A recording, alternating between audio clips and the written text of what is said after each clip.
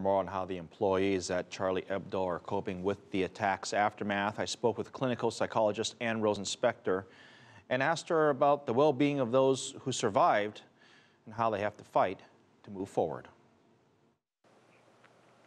You know, I can imagine every single one of them has a variety of feelings, including survivor's guilt, a feeling of what could I have done to prevent it or protect somebody else, as well as tremendous sadness and loss of being under attack for the very ideas that they stand for, and then the very real personal loss of their friends and colleagues being killed.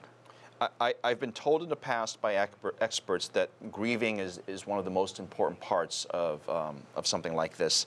And it doesn't seem to me that there's been any time for them if they're working on a new publication. I mean, granted they're in a temporary office, but there's no way 30 seconds can go by without you thinking about what just happened. They haven't had time to grieve yet, have they? Grieving doesn't stop and start in a particular interval. I'm sure they've been doing both. They're grieving, they're moving on, they're making jokes, they're including, as I understand it, drawings from the slain cartoonists. All of these are both part of an homage to and a tribute to these people, but it's also a way of part of the grief process, which is going to go on forever.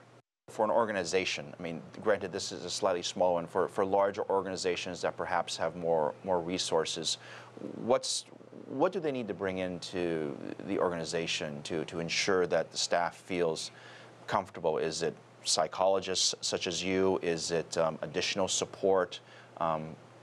What's really step 1 and 2? Well, you know, I have done consulting to industry on a variety of issues, and it's often helpful because the outsider who's trained in a certain field can see things and assess things that people within the organization often don't see.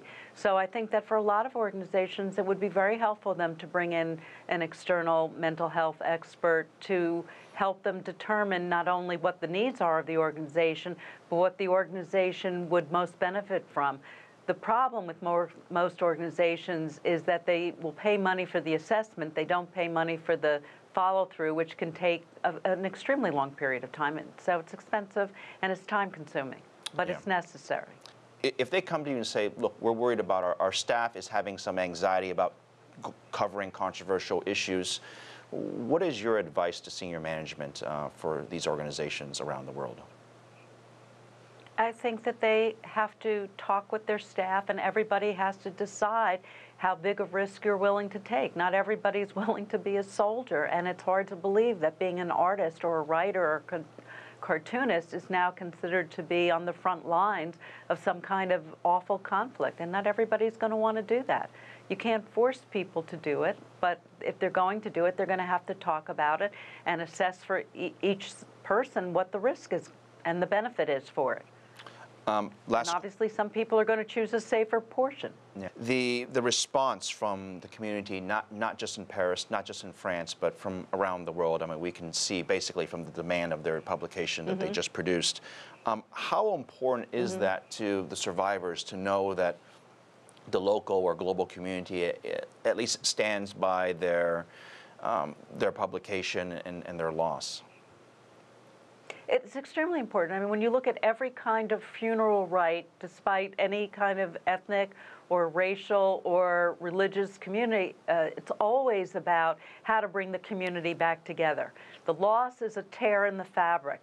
And so the community in any ritual is knitting itself back together and saying, we're here for you. So this has been a tremendous source of support on one level, that so many people have said, Je suis Charlie, you know, we're with you, print, we're going to print. But it doesn't take away the personal loss and the sense of vulnerability that they have about going forward, because terrorism isn't logical.